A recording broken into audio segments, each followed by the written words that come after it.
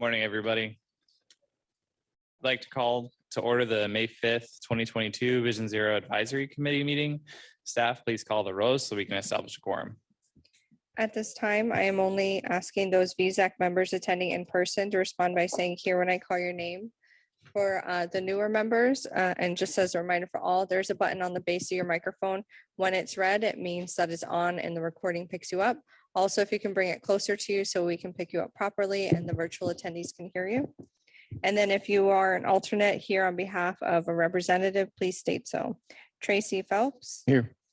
Bruce Rosenzweig. Here. Craig Pinder. Here. Ted Goodenough. Joanna Peluso.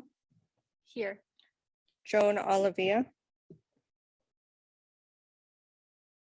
Oh, and Christopher is here as in Thank you. place of Joan. Thank you. Joanne Scario. Here. Badi Nassar. Here. JC Berry. David Willock. Here. Jean Matthews. Here. Yash Nagal. Michael Owens. Christian Santa Gonzalez will be marked as absent. John Roach. Here. Larry Wallace. And I did have Wibbit Hay was here, but she's not in the room right now. So I'll mark her attendance when she rejoins the meeting. Brian Rusher Here. and Stephanie Thoburn is absent. We have a quorum in person, Mr. Chair. Thank you. Are there any modifications to the agenda? Yes, Mr. Chair, we do have two members that have joined us virtually. I have that Michael Owens noted the school district is still experiencing staff shortages and his presence in person is required. And then Ted is also virtual because his service dog recently had surgery and she needs time to recover. We wish her a speedy recovery. Yes, and they are both on virtually at this time. Committee members, are there any objections to allowing these members to attend virtually?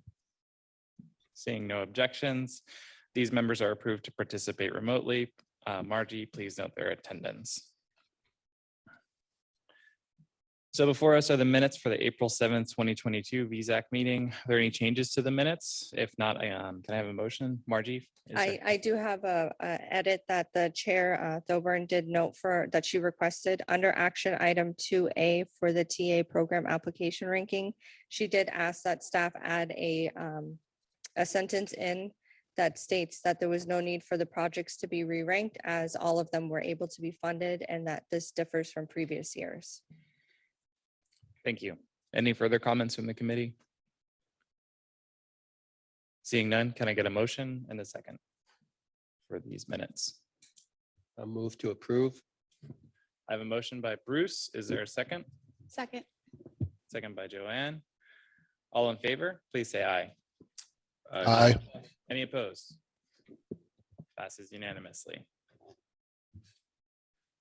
All right, so on to general public comments and public comments on agenda items. Instructions on how how comments can be made are included on the agenda. Staff, have there been any general comments or comments on the agenda? Not at this time. Thank you. I don't have any comments from the chair at this time or comments for Delray Beach. Any member comments? Seeing no member comments at this time. I want to invite any Visak members on items that to comment on items on anything not on the agenda. Nobody? National Bike Month? No? Okay. All right. Next up is our Visak Liaisons report. Andrew, TPA Deputy Director of Program Development, has an update for us. Hi, good morning, everyone. Good to see you. First update is we have a new staff member, a planner one on the multimodal development team. It's Valentina Facus. She's here with us today in person. Oh, there she is. She's waving now. She is actually graduating this week from FAU with the Master's in Planning. So it's exciting news. She's coming from Boca Raton, and we're excited to have her on the team. Next is there's a new Fdot Secretary, Jared Perdue, who was appointed on April 7th by Governor DeSantis. Recently, he was the District 5 Secretary and he served 18 years at Fdot. May is National Bike Month. This was originally established in 1956 to encourage and showcase benefits of bicycling. If you want to get involved and find out more information on what's going on, you can go to bikeleague.org/bike month. We have our final round of public workshops for the Okeechobee Boulevard and State Road 7 multimodal corridor studies. It's going to be May 10th at the TPA offices in this room. And it's going to be from 2 to 4 p.m. If you want more information on that and to see all the final results before the meeting, you can go to palmbeachtpa.org/OKE, O-K-E-E. Next is a State Road A1A from Linton Boulevard to Atlantic Ave public meeting. And this is a project that's going to be repaving, restriping, safety, and lighting improvements. It's going to be held in Delray Beach at the Swinton Operations Center on May 12th at 5 p.m. And you can find out more information at District 4's website at d4fdot.com. Next is a Vision Zero workshop that we're going to host virtually for the TPA. It's going to be held on May 13th from 2 to 4 p.m. in the afternoon.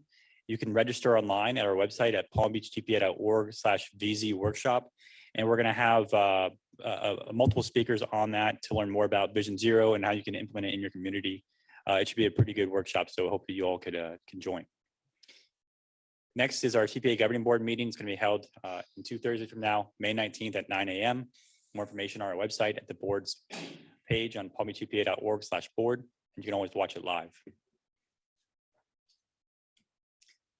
There's also the applications for multimodal project discretionary grants. These are those major US DOT grants that are combined all together and into one application process right now. It's mega, infra, and rural grants. The applications are due on May 23rd, and you get more information on the transportation.gov website at /grants. And then lastly, there's a save the date for the Palm Beach County Economic Summit on Housing and Transportation. I believe registration is now open as well on the website. So you can go to the main homepage of Palm Beach County and find it, but we also have a link for you at palmbeachtpa.org/PBC Economic Summit. And it's going to be held on June 2nd from 9 a.m. to 3 p.m. at the PBC Convention Center. And then there's going to be a social networking after that that goes to, I believe, 5 o'clock. I believe that's all I have for you. Thank you, Chair. Thank you, Mr. Euler. Does any VSAC members have questions or comments on the liaison report? Any from online? No, Mr. Chair. Thank you. All right, we'll now move on to our action items. 2A, motion to recommend approval of the fiscal year 2023-2024 Unified Planning Work Program. I'd like to invite Matthew Kama to the podium to present the item. Thank you. Good morning. Our Unified Planning Work Program constitutes our budget and operating plan for the next 2 years.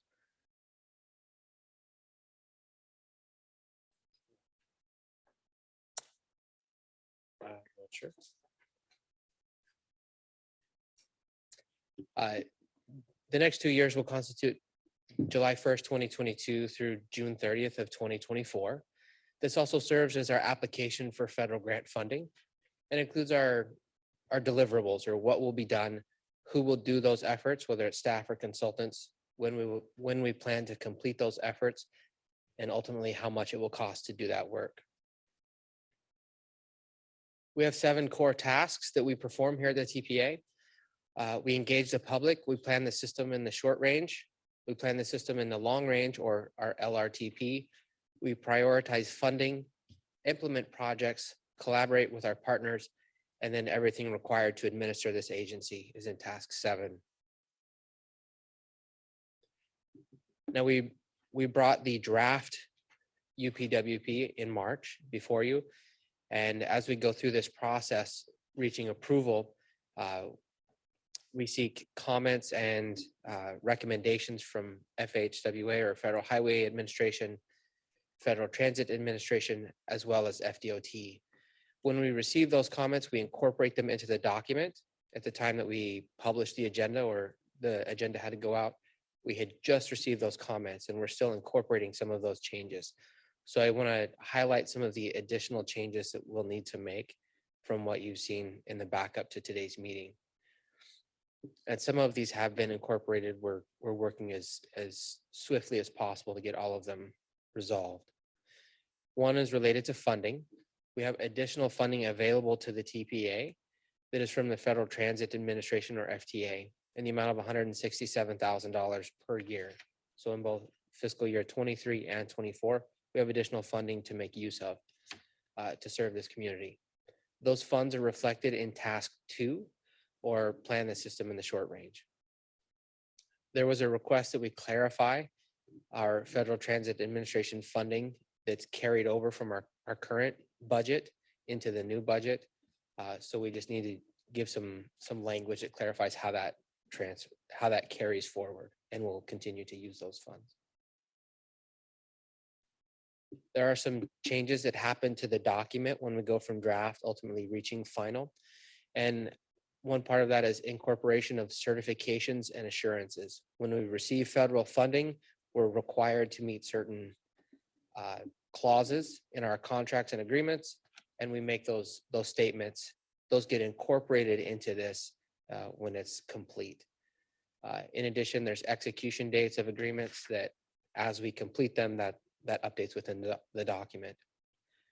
We include the FDOT District 4 planning activities within our UPWP, and we've been requested to integrate the federal planning emphasis areas as well. So those will be added over the next week before it goes to the governing board.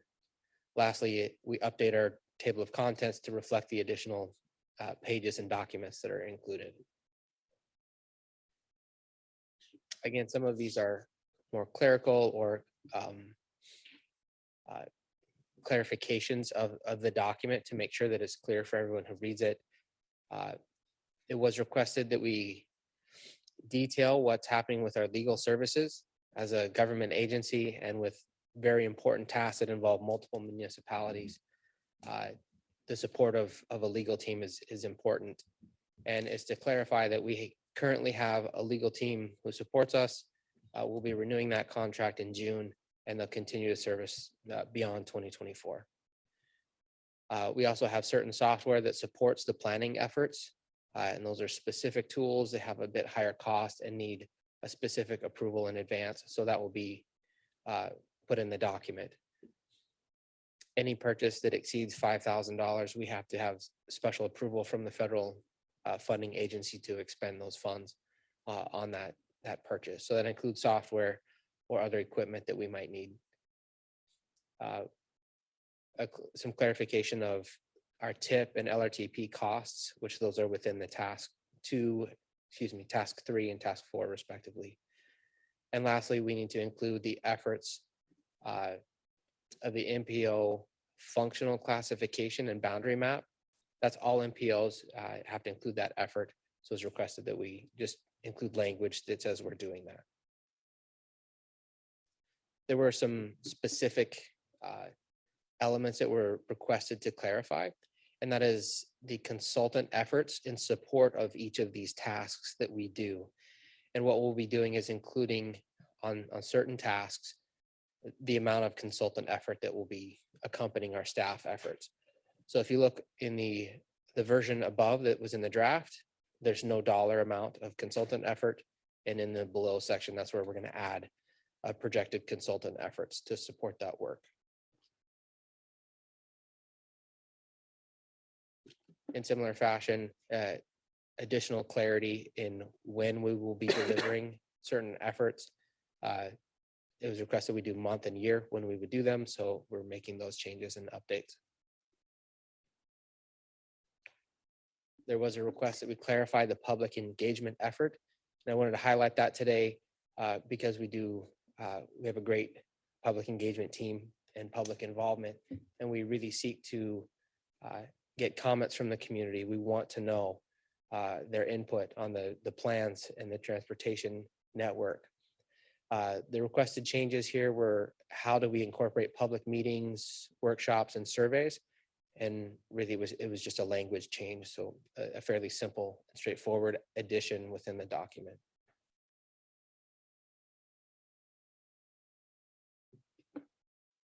I mentioned earlier that we had some additional funding from our FTA funding source, or the lighter blue color. Within this pie chart, we have updated our revenue, our projected revenue, and this chart to reflect those additional funds available to the TPA. As they have become available for us to expend, we plan to use them in as mentioned in task 2. So our expenditures have also increased to match. So we plan to expend 5.1 million in fiscal year 2023 and 4.9 million in fiscal year 2024.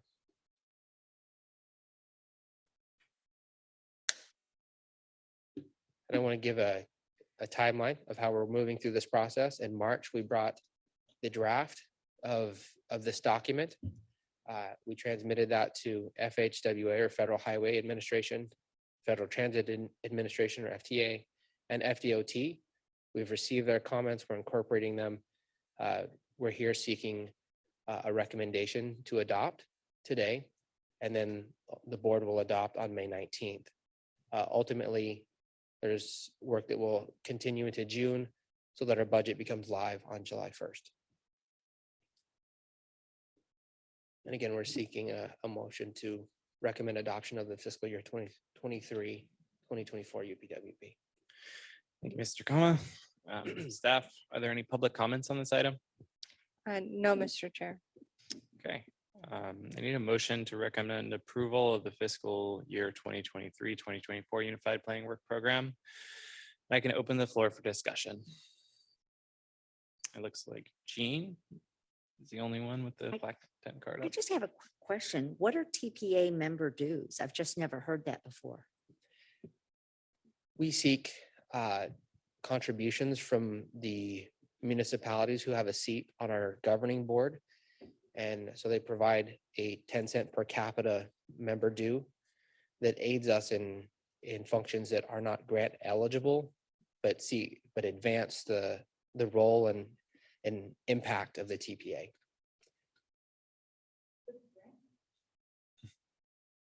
Not quite a grant match, but a purpose match, I would say.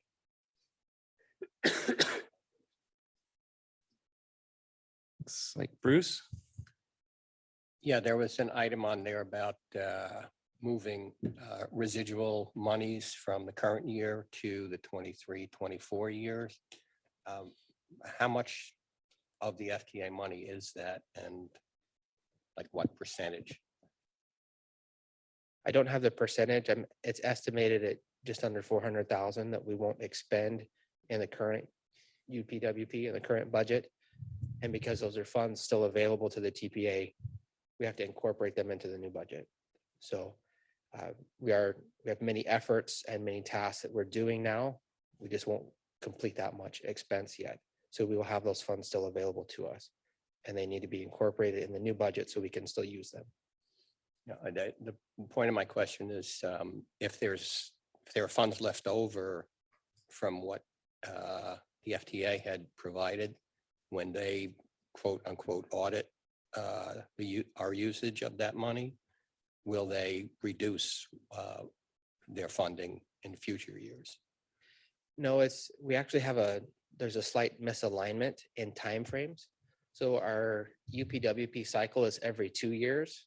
And then the cycle and it's July 1 through June 30th. FTA funding is October 1 through September 30th, and it varies in timing. So we still have an active grant with FTA.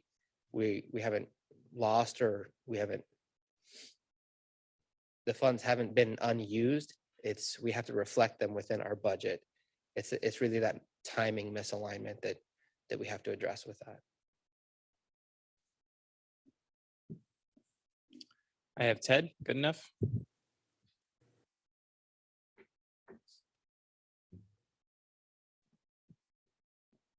Ted, I think you might be muted.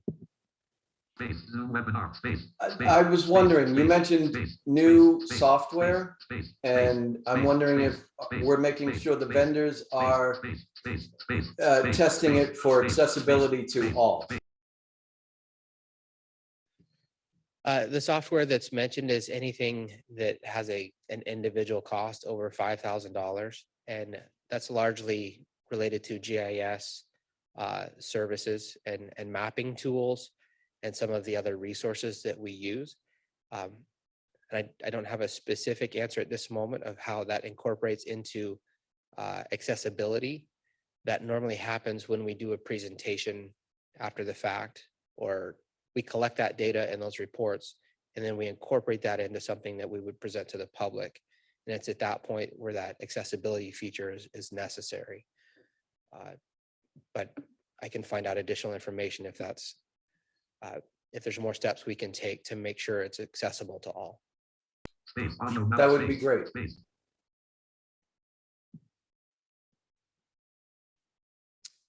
Joanna? I have a question about the budget section for the public engagement section. So it looks like the majority of the budget goes to personnel, which makes total sense. And then the next is consultants. I'm just curious in there kind of where the funding for like community-based events kind of goes into that, as well as like, you know, the consultants that we're working with, are they based in the communities that we're working with, or that do they get hired very like regionally to apply or plan events at the local level? I just wonder if in the budget, if there's like a kind of thought process behind engaging the community more at the ground level rather than at a consultant level. Sure. So each of our consultants and each of our procurements are required to meet federal standards. So there's no local preference in that essence. We can't use it that way. We do use consultants to assist in workshops. And currently with our multimodal corridor study on Okeechobee Boulevard, they have been assisting in holding workshops. And I think we mentioned there's one upcoming. And we use them in various manners to do that. We also work with other partner agencies, and they fit into kind of a consulting role, such as Treasure Coast Regional Planning Council. We use them for some of those outreach activities and events. And really, we seek every manner that we can to get input from the community, because it is one of our core missions and roles, is to both inform and collect input.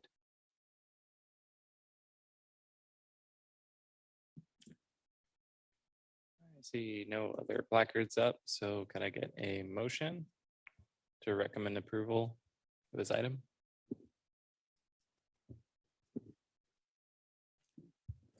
I'll motion. Thank you. You have a motion by Craig. To Michael recommend- Owens, I'll second it. Second by Michael. Thank you both. I have a motion to recommend approval of the fiscal year 2023-2024 Unified Planning Work Program by Greg Pinder, second by Mr. Michael Owens.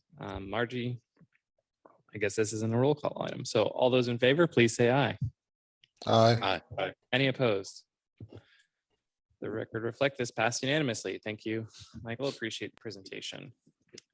On to our informational items, 3A. I'm going to invite up Jason Price for our first item, our TIP coordinator, to present the 2023 to 2027 TIP. Draft TIP. Thank you. All right, good morning, everyone.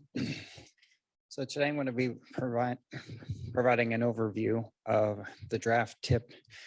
It's the Transportation Improvement Program. This will be the first reading that you'll see this particular document as an overview, and next month you'll see it in its final form for formal adoption as an action item.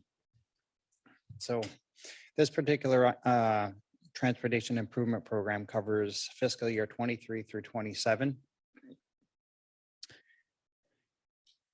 And with this document, it aligns with our mission to collaboratively plan, prioritize, and fund the transportation system. And by way of this Transportation Improvement Program, this is the funding mechanism to fund the transportation projects that build out the transportation system.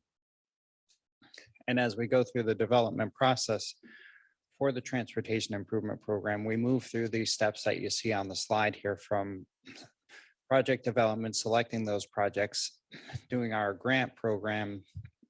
We select projects and prioritize them in a list of priority projects. Those are incorporated into a draft tentative work program by FDOT. That's the prioritizing portion of the mission. And then the funding aspect is the development and adoption of the Transportation Improvement Program. And then just below on this slide, you see the timeline here of where we're at in the development of this particular tip document, and we are in May as a draft tip. And then after that, we'll see the final tip next month in June. And then once this is adopted, there'll be a little bit of gap in time between this current tip that we're working under and then the transition into this new transportation improvement program. So the tip is broken down into several sections that you'll see in the table of contents. And there's a collection of summary tables. I've broken down the sections into a few different categories here. So the TPA priority projects are the state road modifications and the 2 grant programs that we administer, local initiatives and transportation alternatives.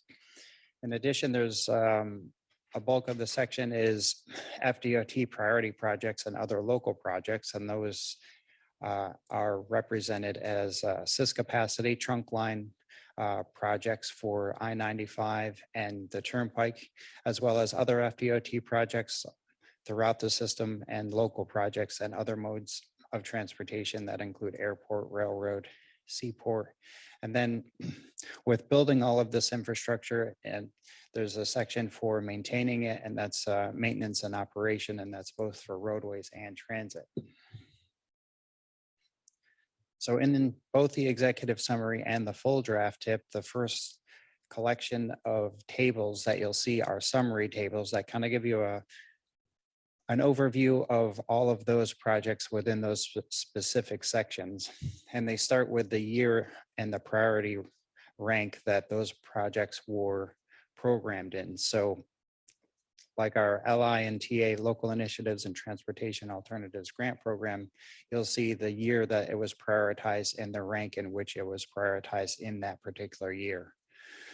Moving from left to right, there's 5 years in the transportation improvement program, but the 4 years are the common years, common to both transportation improvement program documents. And what's happening today in each successive year is the addition of a new 5th year, which is at the end of the document. And in this particular case, it's fiscal year 27. So that's probably the most important part, is the addition of this 5th year, because funding is now being added to that year, and you see the incorporation of new projects with new funding, usually starting in that year.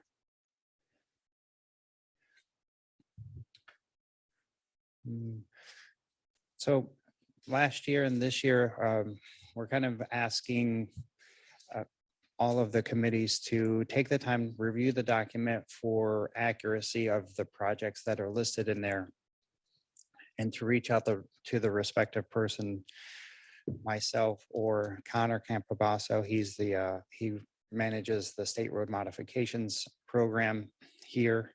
And we'd like to get your feedback on if there's any inaccuracies in any of the projects, or if there's any way to make the document better, if there's ways that things look either inconsistent, confusing, or could be improved. We want to hear from you. And so I just put this slide together to let you know the 2 people to reach out to, myself or Connor. And then also with our 2 grant programs, TA and LI, we are asking that the lead agencies that have those particular projects and they're awarded to incorporate this type of the funding that you receive from us, as well as the local share, the non-participating costs in your capital improvement program, and provide that information to us so we can have a more complete picture of the total amount of money that needs to be used to construct a project. And also, as a follow-up to that, I also reach out to all of the committee members asking for your local projects in your respective areas. If you have transportation projects that you would like to provide to us, we can incorporate that into the tip document, and then it just reflects a more comprehensive view of all the transportation projects that are happening throughout the county. Predominantly, it's the grant programs and the FDOT projects, but there is a local section. And so although funding may not derive through the tip document, at least it gives a more complete picture of everything that's happening in the county. And so one other way to kind of look at the tip is the overall funding that is incorporated into this document. And in total, it's about $3.5 billion worth of funding in a 5-year time frame used to construct all of these projects that are listed there. And the lion's share of it is in SIS capacity, which is the Turnpike and I-95. And within that category, there's two different funding sources, federal and state funds. And you can see that state funds make up the majority of it. And those state funds are typically Turnpike projects, as well as FDOT will often match the funds or switch the funds to use state funds first and then get reimbursed later through with federal dollars, but build them with state dollars. And so you'll see a lion's share of that in-state funding. With that, I'm going to turn it over to Connor, and he'll go over the state road strategic intermodal system and state road modifications. Thanks, Jason, and good morning, everyone. As Jason mentioned, I manage a lot of the state road projects, and that includes things like the SIS on our end, as well as the state road modifications for the TPA.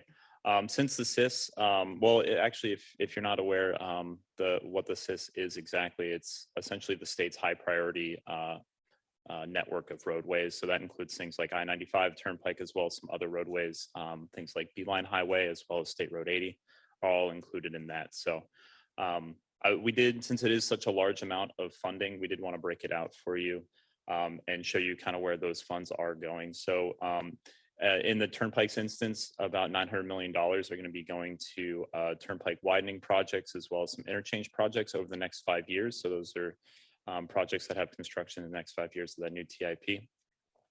In addition to that, I-95 is going to be receiving 11 interchange projects, totaling about $400 million.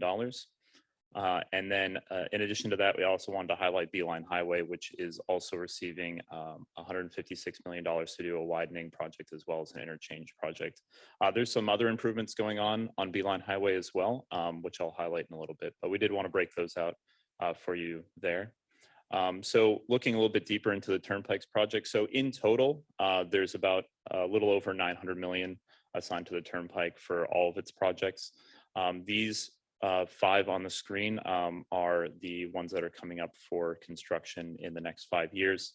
They're listed here from north to south, and I'll just go through them. So in 2026, there's going to be a project from Okeechobee Boulevard to Beeline Highway. In 2025, there's going to be a project from Southern Boulevard to Okeechobee Boulevard.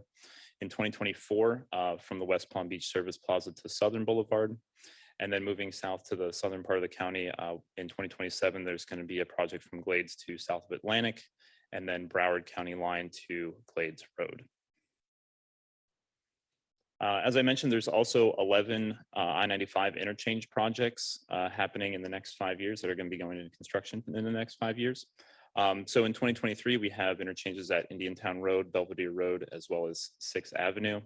In 2025, Boynton Beach Boulevard. 2026, North Lake Boulevard and 45th Street. 2027, Palm Beach Lakes Boulevard, Hypoluxo Road, and Gateway.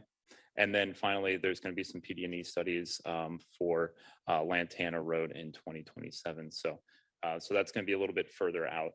But again, those further out projects are really important to keep in mind, because those are the ones that you actually, you can have a little bit more input because the design hasn't happened yet. So DOT is looking for that input early.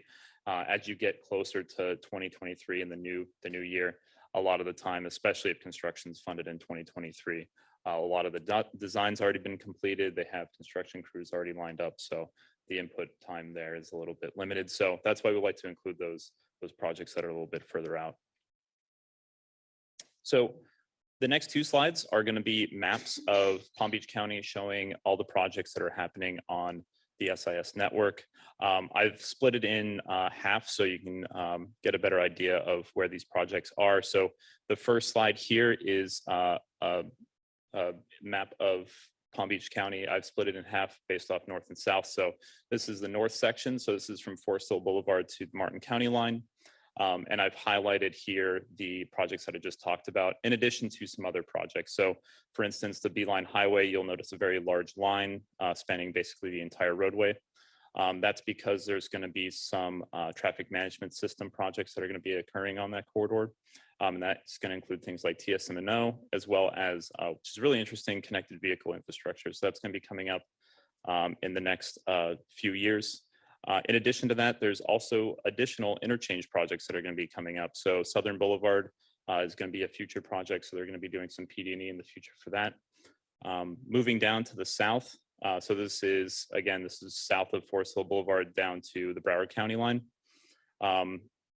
There's a couple, again, showing you the projects that I just highlighted, but in addition to that, there's some construction that's already occurring. So you'll notice that basically all of 95 is highlighted here, and that's because there's some I-95 widening projects that are occurring right now, as well as the Glades Road interchange, which is also under construction.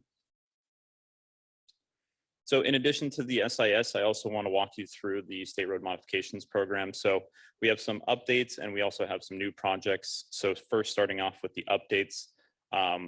With State Road 7, as you may or may not know, there's some ongoing litigation with that. So that project has been delayed. You may notice some funds in the TIP, in the current year TIP, so for 2022 for construction.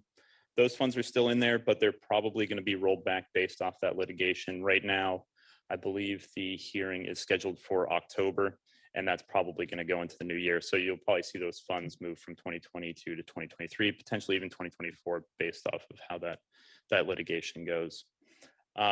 Moving to Atlantic Ave, this one you may be familiar with because we've brought this item to the different committees as well as our board and got a lot of feedback.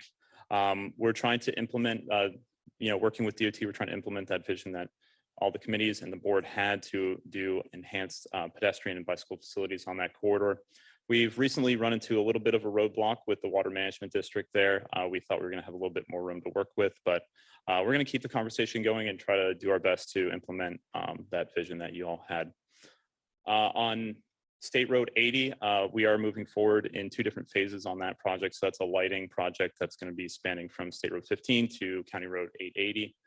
So a massive lighting project that's going on out there. It's primarily using LI funds. So that project is moving forward. And like I mentioned, it's going to be coming in 2 phases. So more news on that in the future. Moving on, we do have 3 new projects that are entering the TIP this year.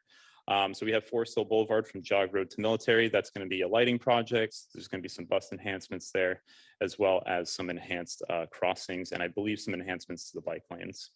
We also have Congress Ave from Lake Worth Road to Forest Hill Boulevard, which again is going to be a lighting enhancement as well as a crosswalk enhancement project. Sorry, I should clarify. The first 2 are resurfacing projects, but we're going through and enhancing some different features working with DOT. So we're trying to add those features on that I'm mentioning. So that's going to include lighting, enhanced crosswalks, and I believe some transit improvements as well. And the last one, Boca Raton signal enhancements. They're mainly converting string line lighting, or I'm sorry, traffic signals to mast arm throughout the city. So it's going to be in various locations. But if you're interested, I can provide some more information on that for you. And that's all I have. So I'll pass it back over to Jason. Thank you, Connor. So I'm currently managing both the local initiatives and transportation alternatives grant programs, as well as the TIP document. And so right now I'm going to go through what the local initiatives programs are in the TIP document, as well as transportation alternatives. And then I'll conclude with some of the FDOT projects that are also listed in this particular document. And so there's 7 projects that are currently being funded and moving through the phases, getting close to construction in later years. And those are listed here on the left. And you can see the year that they were ranked. These are all 2020 projects, and the last 2 are 2021 projects from the last grant cycle. And so you'll see, Palm Trend with electric buses, Lake Worth Beach, Wellington has a few projects, Royal Palm Beach, as well as Tri-Rail for new passenger cars, rail cars. And then closing that out, and the most current project funded is Prosperity Farms Road in Palm Beach County. Now, some of the projects that have now moved into construction or are poised for construction in the next fiscal year are projects that were ranked and programmed back in 2017 and 2018. So you can see the length of time that it takes to move through this local initiatives grant program to get the actual construction funding to construct the projects. And right now we're seeing work that will begin in Delray Beach for Lindell Boulevard and Barwick Road, as well as in West Palm Beach for Parker Avenue. And on occasion, there's projects that don't complete the full process and end up being canceled, and that happened to Indian Town Road in Jupiter, and that was at the request of Jupiter with a conflict with other projects that were happening in the area. And so that project ended up being canceled and is now removed from the TIP document and will not move forward. The other grant program is transportation alternatives. You guys are pretty familiar with that. You guys get to see those projects and see the presentations from each one of the applicants. And it's one of the more productive programs because it has a shorter time frame of 3 years and it's a smaller pot of money, but there's a good collection of projects that move through it in that 3-year process and then get constructed. And so some of the projects that are coming through currently that we'll see in fiscal year 23 are all ranked from the 2019 and 2020 cycle. And that's Seminole Boulevard, Southeast Street, Holly Drive, and other locations within Palm Beach Gardens and Kyoto Gardens Drive and Palm Beach Gardens. And from our last cycle in 2021, all of those projects were funded for construction and received funding and are programmed in the document. And those are Burns Road, El Rio Trail, Grapeview Boulevard and Key Lime Boulevard, and the C8 Canal in Wellington.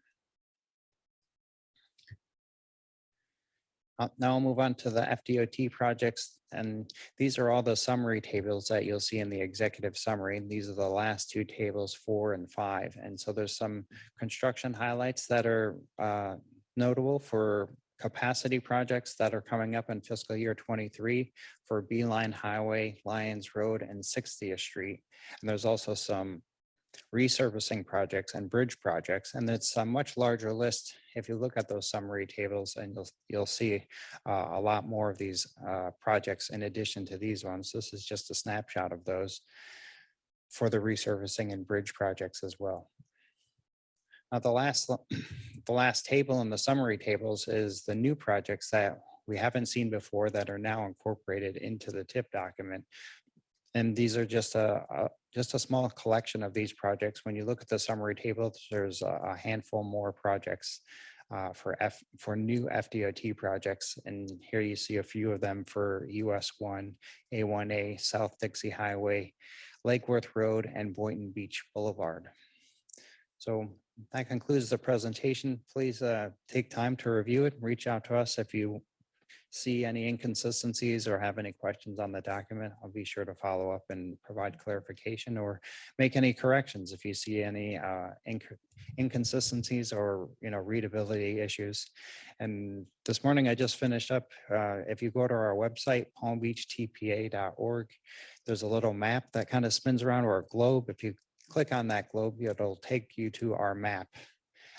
We have an interactive map. I just posted the draft TIP document, draft TIP projects, so you can actually interactively go to each one of those projects, click on them. There's a pop-up box that comes up and gives you the detailed information for each one of those. So if you're graphically inclined and you like maps, you can go there and kind of check out all of the projects in this document by way of a map.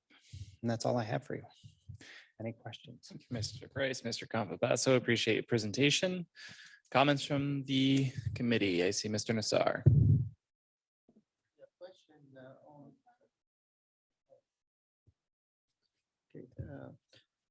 Regarding Southern Boulevard, I think there's 2 DOT project, one for State Route 7 under Southern Boulevard, and one with the Turnpike. Any kind of information on these 2 projects?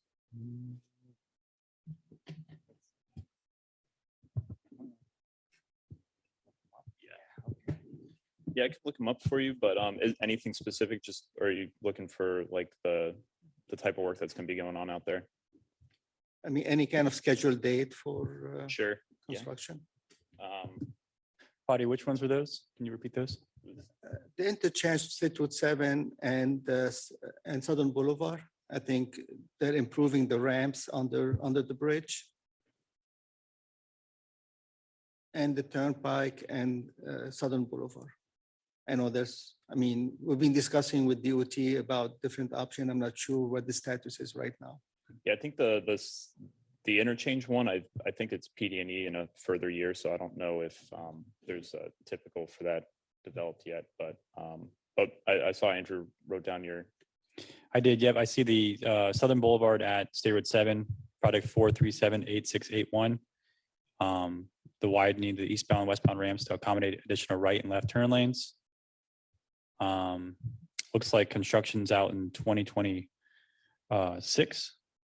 And then design's already started, right? So we'll make sure we follow up with that one. And the other one was Turnpike, correct?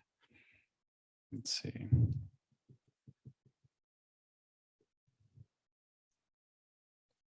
We'll have to get you an update on that one, Fadi.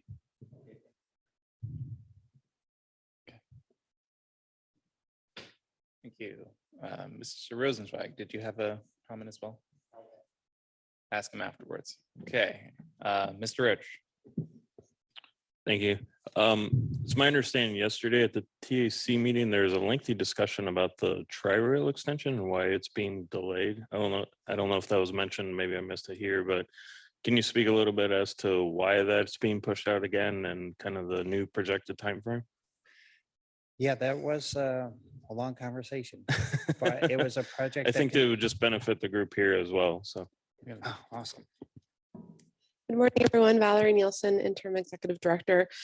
So in our tip, it shows that the Tri-Rail Coastal Link from West Palm Beach to Jupiter, the PD&E is delayed. The reason of that, this is a placeholder for us. We can only prioritize capital dollars, but we've looked into this before, and until we have a local funding source for O&M, so an actual funding source from the county to fund operations and an access fee to run on FEC's property, as well as an access fee agreement to run on their property, we can't, this project continues to move forward. So after that discussion, we discussed internally, and we're gonna add that note so it explains a better picture of why it's the PD&E is delayed, but it doesn't make sense to do PD&E now and then however many years go by until we can actually get those other things in place. So we can't make FEC say, yes, you can run on our tracks. They're focused on Brightline Phase 1, Phase 2. So they're constructing that right now. So, and they haven't been open to even talking about how much would you charge if you allowed an easement on in our right of way. So we need to, as a county, really have that discussion about extra funding for enhanced transit. And so that was that discussion. Thank you.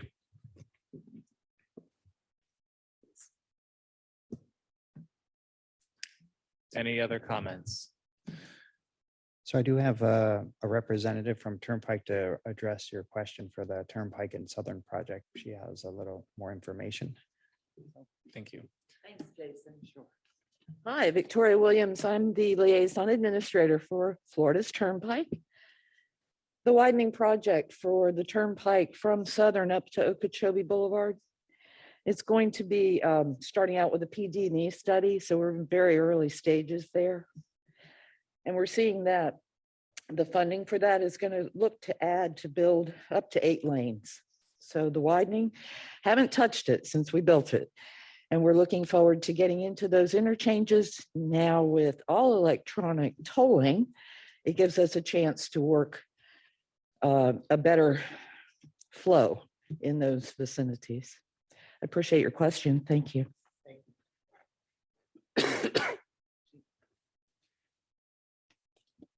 Okay. Well, seeing as this was an information item, thank you again, Connor and Jason. We appreciate you giving us that information. Please stay tuned for more updates on the tip and look for that as it moves up to the executive committee. We're now through pretty much most of our agenda. So 4A and 4B are informational only. There will not be staff presentations unless requested by a committee member. So anybody want to see presentations? Seeing Brian, none. I will comment on one item from the summary points that I forgot to put a note for you. There was 2 changes for the VSAC. We do have Bruce Guyton is the newest alternate. Oh, you're Stole going my to say that. thunder. Oh, I'm sorry. Go ahead, Brian. My bad. I was going to invite Chris Davros and Bruce Guyton to the committee. I want to welcome you all. Thank you all for taking your time once a month. This is a lively group, very fun discussion. I'd also like to take time to welcome Valentina to the TPA staff as well. Appreciate you coming and joining us. I'd encourage all the board members to just introduce yourselves, make a nice invitation to discuss the projects that are ongoing in your area, and then introduce yourselves to the TPA staff as well. So thank you, Margie, I appreciate that. That being said, our next meeting is June 2nd, 2022. At this time, our committee is adjourned at 9:52.